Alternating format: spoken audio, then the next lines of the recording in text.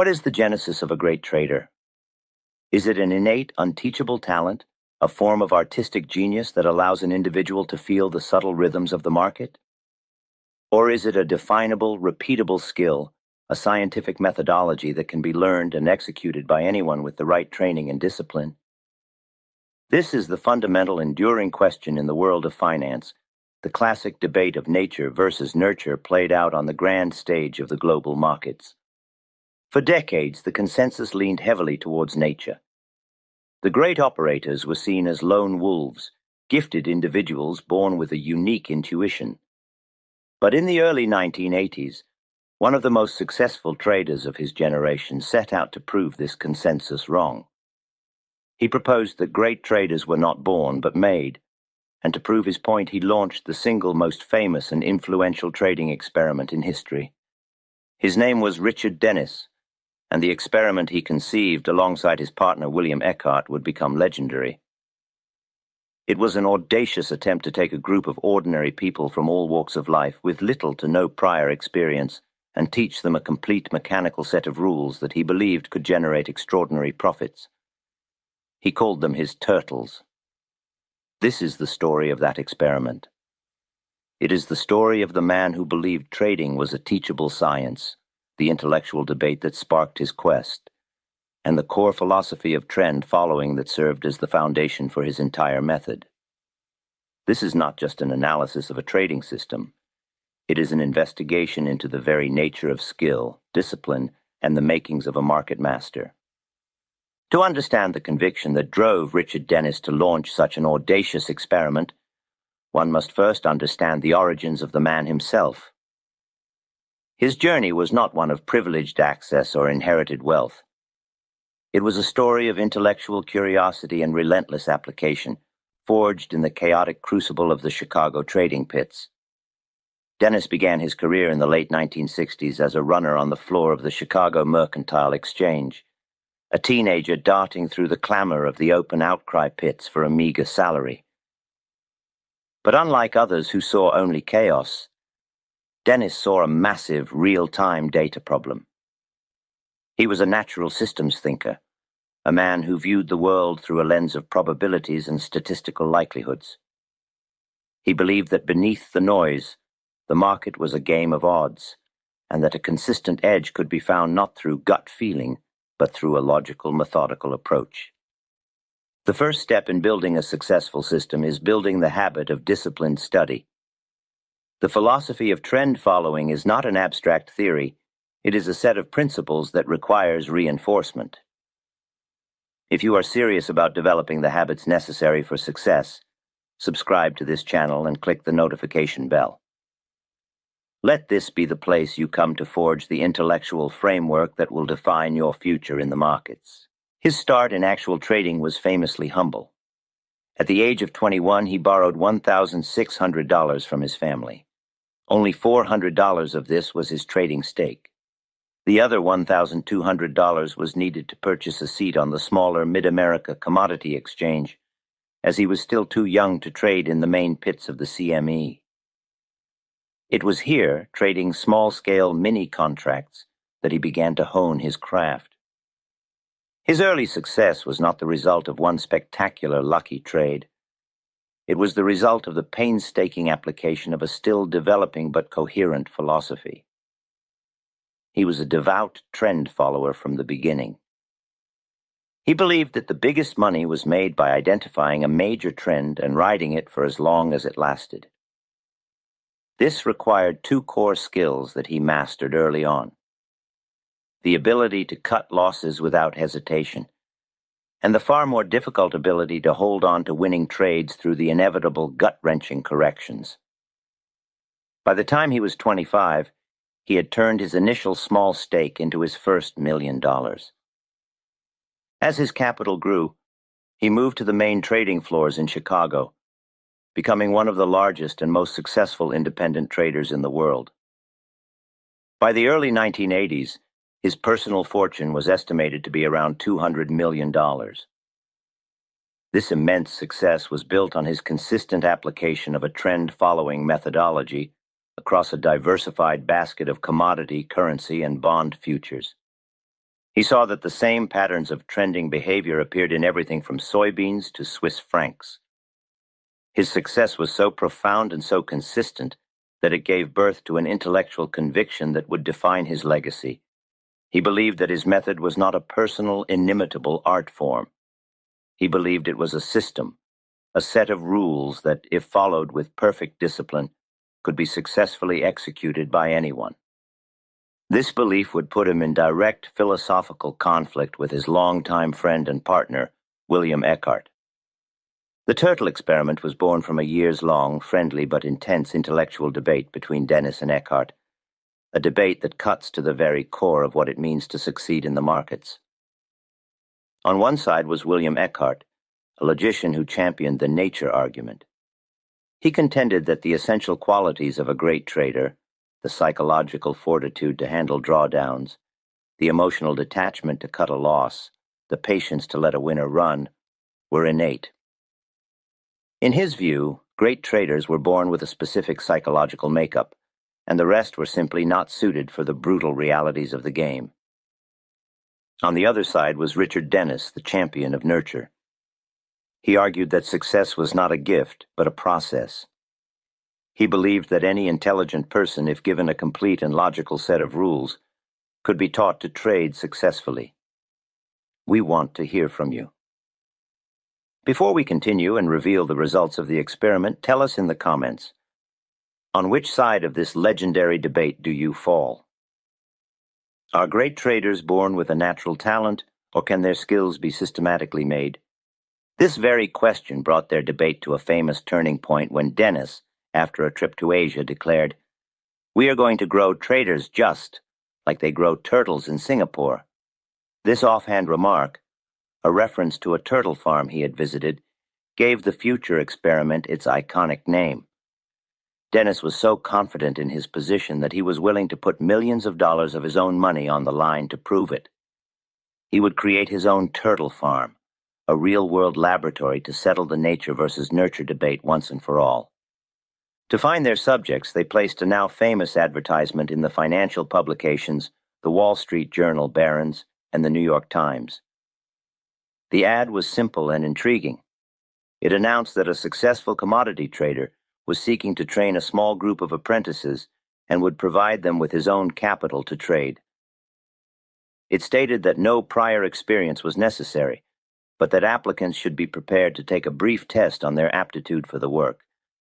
The response was overwhelming. Thousands of applications poured in from people of all walks of life: accountants, security guards, professional blackjack players, linguists, and even an actor. Dennis then put the applicants through a rigorous selection process. He was not looking for financial experts. In fact, he was biased against them, believing that they often came with bad habits and preconceived notions that were hard to unlearn. Instead, he was searching for a specific intellectual and psychological profile. His screening test consisted of a series of true-false questions designed to gauge an applicant's understanding of risk, probability, and trend following. A typical question might be, is it a good idea to take a large profit on a winning trade? The correct trend-following answer is false. Another might be, if you are in a losing trade, should you add to your position if the price goes lower? The correct answer is false. These questions were designed to filter for people who already had an intuitive grasp of his core philosophy. The final candidates were then brought in for interviews. Dennis was looking for raw intelligence, a quantitative mindset, and most importantly, a clear indication that the person was capable of following a set of rules without deviation. In the end, he selected a small group of around 13 individuals for his first class of turtles. For 2 weeks, he would teach them his complete proprietary trading system, and then he would set them loose with his money. Before we can deconstruct the specific mechanical rules that Dennis taught the turtles, we must first understand the fundamental philosophy that underpins the entire strategy. Trend following is not just a collection of entry and exit signals. It is a comprehensive worldview about the nature of markets and the source of profitability. The central premise of this philosophy is that market prices are driven by large, persistent trends. While markets may spend a significant amount of time in directionless, random trading ranges, they will occasionally enter into powerful, sustained uptrends or downtrends. These trends, though infrequent, are where the vast majority of profits are made. Therefore, the entire strategy is designed to do one thing: to capture as much of a major trend as possible whenever one should occur. This objective dictates every aspect of the methodology. The first pillar of the philosophy is the principle of buying strength and selling weakness. This is profoundly counterintuitive to the average human mind, which is programmed to buy low and sell high. The trend follower does the opposite. They buy high and sell higher, or sell low and cover lower. A breakout to a new 52-week high is not seen as a sign that a stock is dangerously expensive. It is seen as a signal of immense institutional demand and a confirmation that the underlying trend is powerful and likely to continue. It is an entry signal, not a warning sign. By entering on a breakout, the trend follower ensures that they are only putting capital to work when the market itself has validated their directional bias. They are not trying to predict a bottom or a top. They are reacting to a demonstrated change in the market's character. The second and arguably most important pillar is the ruthless and unemotional cutting of losses. A core statistical reality of most trend-following systems is that they have a low win rate. The majority of breakout signals will fail. The price will break out, only to reverse and fall back into its previous range, triggering a stop loss. A trend follower understands and accepts this as a fundamental part of the process. These small, frequent losses are not viewed as failures. They are the cost of doing business, the price of admission to be in the market for the one big trend that will make the entire year profitable. The stop loss is not a disaster. It is a tool of survival. This stands in direct opposition to the amateur's most fatal flaw, the tendency to hold on to a losing trade, fueled by the hope that it will come back. For a trend follower, hope is not a strategy. The execution of a stop loss must be as automatic and unemotional as breathing. The third pillar, and the one that is the most psychologically brutal to execute, is the principle of letting winning trades run. Once a trade has broken out and moved significantly into profitable territory, the trend follower's job is to do nothing. This is immensely difficult. The human brain is wired to lock in gains and experience the certainty of a realized profit. The fear of giving back a portion of a large paper gain is often more powerful than the fear of taking a small loss. However, the entire mathematical expectancy of the trend-following model relies on the fact that the average winning trade must be many, many times larger than the average losing trade. One or two massive winners must pay for dozens of small losses. Therefore, exiting a valid ongoing trend prematurely is the single greatest strategic error a trend follower can make. It is an act of financial self-sabotage. The philosophy demands that the trader ride the trend through its inevitable pullbacks and corrections, holding on until the system itself provides a clear mechanical exit signal. This core philosophy of accepting a multitude of small losses while patiently riding a massive winner is psychologically punishing.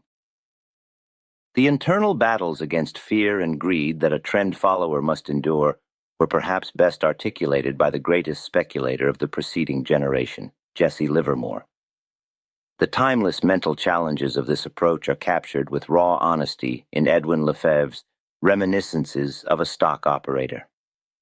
It is the definitive text on the psychology of speculation and a crucial read for anyone who wants to understand the mindset required to follow a trend. To help absorb its lessons, we have linked this book in the description. The genius of Richard Dennis was his attempt to solve these psychological challenges not through willpower, but through a complete, non-discretionary system of rules that, if followed, would force the trader to act in their own best interest. He was creating a blueprint for discipline.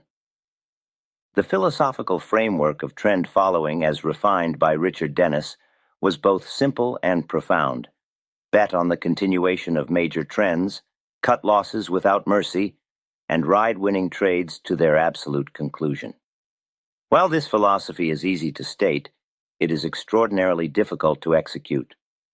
The human mind is not wired to handle the psychological pressures of this methodology, the pain of frequent small losses, and the fear of giving back large paper profits. Dennis understood this better than anyone. He knew that to successfully teach his apprentices, he could not simply give them a philosophy. He had to provide them with a complete, closed, and non-discretionary system of mechanical rules. There could be no room for interpretation, no place for gut feeling, and no allowance for individual opinion. What he gave the turtles was a total methodology, a complete blueprint for operating in the markets. It covered every single decision a trader must make. Which markets to trade, how much to risk on any given trade, precisely when to enter a position, precisely when to exit a losing trade, and precisely when to exit a winning trade. This was the genius of the experiment. By removing discretion, Dennis was attempting to solve the psychological problem of trading. The turtles were taught not to think, but to execute. What follows is a detailed deconstruction of that system, a practical guide to the mechanical blueprint that turned a group of novices into some of the most successful traders of their generation. The first component of the turtle system was the selection of markets. The entire philosophy of trend following is predicated on the idea that large, sustained trends can occur in any liquid market, but it is impossible to predict where the next major trend will emerge. It could be a bull market in soybeans driven by a drought, a bear market in the Swiss franc driven by central bank policy, or a bull market in crude oil driven by geopolitical conflict. To ensure that they would capture these moves wherever they occurred, the turtles were taught to trade a highly diversified basket of the most liquid futures contracts available. This diversification was a core principle of their risk management. By spreading their bets across many uncorrelated markets, they reduced the risk of a single market's random, choppy behavior devastating their portfolio. It ensured that while some of their positions would inevitably be in losing trades, they would always have a line in the water to catch the big one when it finally appeared. The markets they traded spanned the entire globe and all major asset classes: agricultural commodities like soybeans, corn, and wheat, metals like gold, silver, and copper, energy products like crude oil and heating oil, foreign currencies like the German mark, the Swiss franc, the British pound, and the Japanese yen, and interest rate products like treasury bonds and eurodollars. The only major criterion was liquidity. They needed to be able to enter and exit their positions without their own size significantly impacting the market price. The second, and arguably most revolutionary component of the system was position sizing. This was the absolute heart of their risk management and the true source of their long-term success. Dennis understood a fundamental flaw in how most traders operate. They tend to think in terms of a fixed number of shares or contracts. For example, an amateur might decide to always trade 5 contracts of crude oil. The flaw in this approach is that the dollar risk of that position is constantly changing. On a quiet day, a 5-contract position might have a risk of a few $1,000s. On a volatile day after a major news event, the same 5-contract position could have a risk of tens of thousands of dollars. This lack of risk consistency is a primary cause of ruin. Dennis replaced this flawed model with a brilliant concept of volatility-based position sizing. The core of this concept was a unit he called N. N is a measure of a market's underlying volatility. It was calculated as the 20-day exponential moving average of the average true range, or ATR. The ATR itself is a measure of a market's daily price range, which crucially accounts for any overnight gaps in price. In simple terms, N represents the average daily price movement, or the noise, of a specific market over the past month. A quiet market like treasury bonds might have a small n, while a volatile market like coffee might have a very large n. Dennis then used this n value to normalize risk across all markets. The turtles were taught to size their positions not in contracts but in units. One unit was a position size calculated so that a single 1N move in the price would result in a 1% change in their total account equity. The formula was as follows. Unit size equals 1% of account equity divided by n times dollars per point. Let's use a hypothetical example.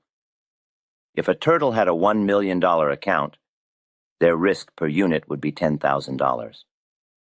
If they were looking at a trade in gold and they calculated that the N for gold was currently $50 and each full point move in the gold contract was worth $100, their calculation would be unit size equals $10,000 divided by $50 times $100 per point equals 2 contracts.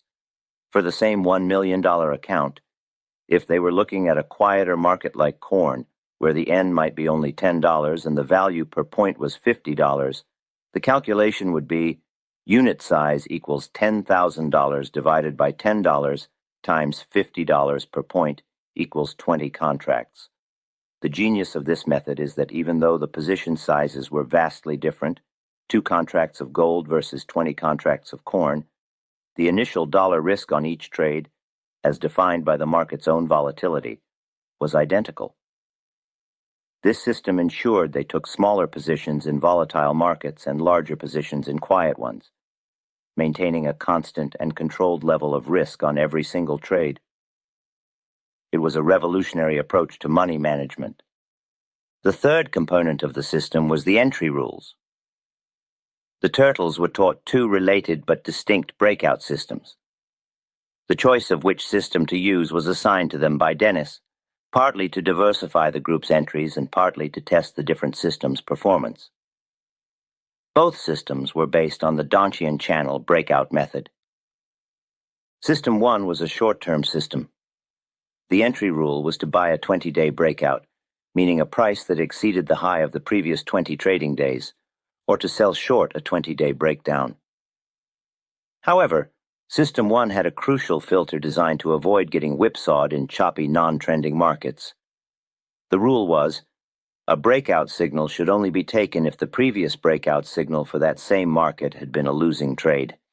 If the last breakout had been a winner, the new 20-day breakout signal was to be ignored, forcing the trader to wait for a larger, 55-day breakout as confirmation.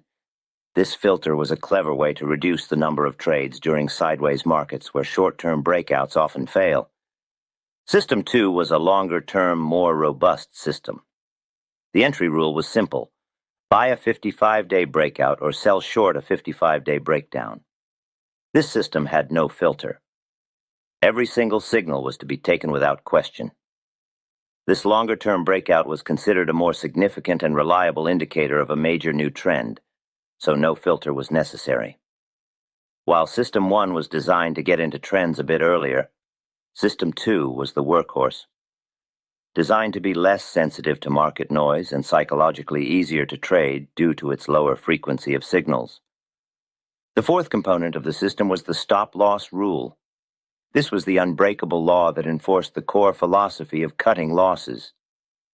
The rule was simple and volatility-based. For any entry, the initial stop-loss was to be placed at a distance of 2n from the entry price. For a long position, the stop would be placed 2n below the entry. For a short, 2n above. The logic behind using a 2n stop was profound. It gave the trade enough room to breathe. Since n represented the average daily noise, a 2n stop meant that the position would only be closed out by a price move that was significantly larger than the market's typical random fluctuations. This protected the turtles from being stopped out by meaningless market noise, ensuring that they only exited a trade when the price had made a statistically significant move against them. There was no discretion. If the price touched the stop, the position was to be liquidated immediately. The fifth and final mechanical component of the system was the exit rule for profitable trades. This was in many ways the secret to the entire strategy, the mechanism that enforced the difficult discipline of letting winners run. Just as with the entries, there were 2 different exit systems. For System 1, the exit rule for a winning long position was a 10-day low. That is, the position was to be sold if the price fell to its lowest point in the last 10 days. The exit for a short position was a 10-day high. For System 2, the exit rule was a 20-day low for long positions and a 20-day high for short positions. The asymmetry between the entry and exit rules is the key to the system's success. Notice that the entry requires a very strong signal, a 20-day or even 55-day breakout, while the exit is triggered by a much weaker, shorter-term signal. This ensures that the system gets into trends only when they are powerful, but it stays in those trends through the inevitable minor pullbacks and corrections. The price would have to make a significant move against the primary trend to trigger the looser exit rule. This asymmetry is what creates the massive home run winning trades that are the hallmark of trend-following systems. The turtles were also taught a specific tactic for adding to winning positions, a form of pyramiding. After the initial entry of one unit, they were instructed to add another unit for every favorable price move of 1/2 N. For example, on a long trade, if the price rose by 1/2 N from the entry price, they would add a second unit. If it rose another 1/2 N, they would add a third, and so on, up to a maximum of 4 units. The stop loss for the entire position would then be trailed higher as more units were added. This systematic approach to pyramiding allowed them to aggressively press their advantage when the market was proving them correct, building a large position in a strong established trend. The results of the turtle experiment were staggering and silenced any remaining skepticism. Over the next 5 years, the group of novices that Dennis had trained went on to earn an aggregate profit of over $100 million for him. Many of them achieved compound annual returns well in excess of 50%. The experiment was a conclusive and resounding victory for Richard Dennis. It proved, beyond any doubt, that his core belief was correct. Great traders could be made. He had demonstrated that a complete mechanical system with a positive mathematical expectancy, when placed in the hands of an intelligent and disciplined individual, could be a recipe for extraordinary success. The legacy of the turtle experiment is immense. It fundamentally changed the world of systematic trading. Many of the original turtles went on to become legends in their own right, founding their own highly successful commodity trading advisor, or CTA, firms. Jerry Parker of Chesapeake Capital and Tom Shanks of Hawksbill Capital are just 2 examples of turtles who became titans of the industry. They, in turn, trained others, spreading the principles of systematic, volatility-based, diversified trend following throughout the financial world. The turtle system became the foundational blueprint for an entire generation of quantitative hedge funds. The experiment's public disclosure provided a complete logical framework that thousands of traders have studied and adapted ever since. It was a pivotal moment that proved that trading success did not have to be an enigmatic art form, but could be a rigorous, teachable, and repeatable science. The question of nature versus nurture had, for the world of trading, been decisively answered.